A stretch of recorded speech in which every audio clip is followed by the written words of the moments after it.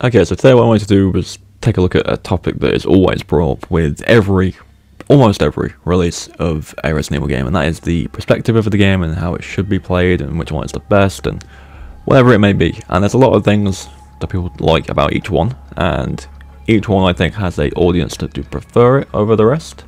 So we're going to talk about it today, and I have my own thoughts and I'll leave that at the end, but I do want to go over each one and talk about it and why it suits the games that it's in, and yeah, so let's get straight to it. Okay, the first one being the fixed camera angle perspective, the classic, the one that's used in a lot of the older games, and also the remake of the original as well, and Resident Evil 0 of course.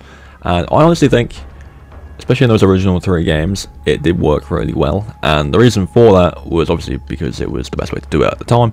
But even on a gameplay level, as well as like keeping you immersed in the game, it all works really well. And the main reason I kind of think that is because if you look at, the remake of 1, or even the original one, the mansion itself is very confined. Okay, it's very small corridors, tight corridors.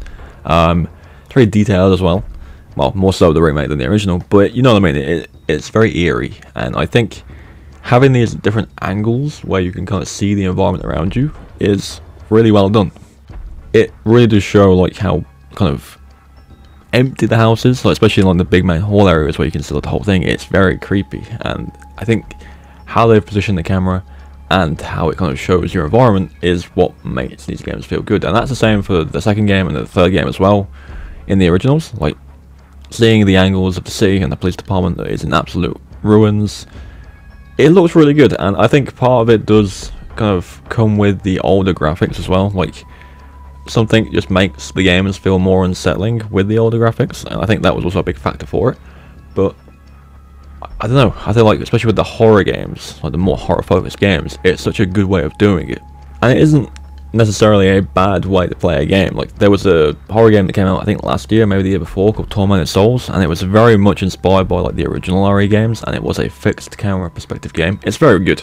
It's a modern game, it's not like a remake or anything like that. It's a new game, it's a fixed camera angle kind of perspective, and it plays very well. And I think it has that same kind of effect. It looks eerie, it suits the tone of the game, and I think that's a big thing for the fixed camera perspective. And obviously it is more of a nostalgic thing for most people. It's how the original games were played and people prefer it in that way, but I think it does add a lot in terms of immersion to where you are and what's going on and what you can't see coming.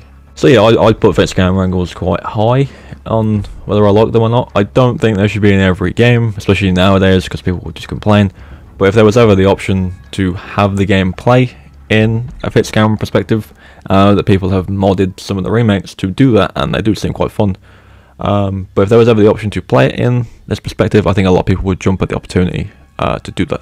Okay, so now we have the third person over the shoulder perspective, and this is one that's been used for a long time now, ever since the original Resident Evil 4, and then pretty much every game for a long time until 7 and 8. And then with the remakes as well, obviously they're over the shoulder as well. And I think this is most people's favourite.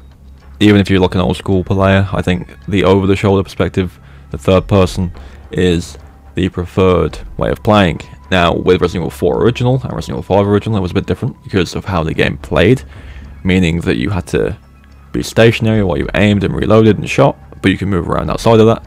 And that kind of kept it very similar to how the original games played. It wasn't like this free flow combat thing. You still had to kind of set yourself up in a spot where you were safe and then move before you got swarmed. And yeah, I really did like that. They did change that with Resident Evil 6 and did make it the more free flow combat, but with 4 and 5 I thought it was really well done. I really liked that, and people did kind of have a bit of an issue with it when the 4 remake came out and there was no option to do it how you could do it originally. Obviously you can just play it like that, like you can just kind of play the remake like you would play the original, where you just stop moving when you shoot. And I'm sure people have tried that before, and it probably feels a little bit, I imagine it's quite difficult to play that way because of the increase in enemies and the fact that the AI is better in the remake. It might be hard to play that way, although saying it out loud now I kind of really want to try it. But yeah, I'd imagine people did complain when the game came out that you couldn't do that. But I think yeah, this is most people's way of playing it and the preferred way to play it.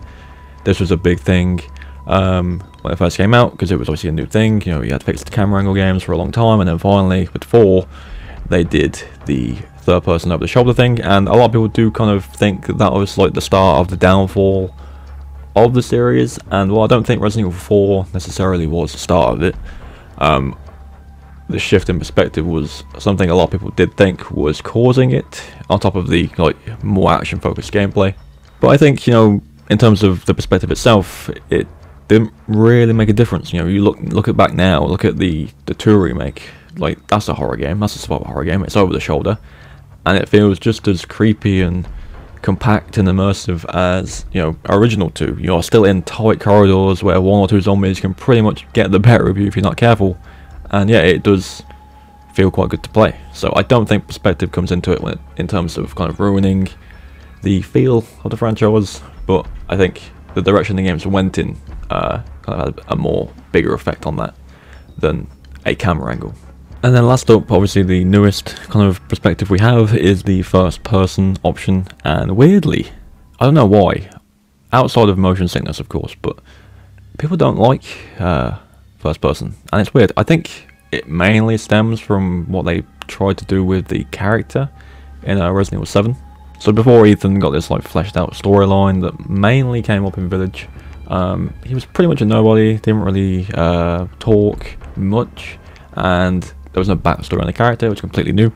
And Capcom kind of came out with the idea that you were the character, but the issue is, like at the time, especially with Resident Evil 7 being the newer release, is people weren't a big fan of the character.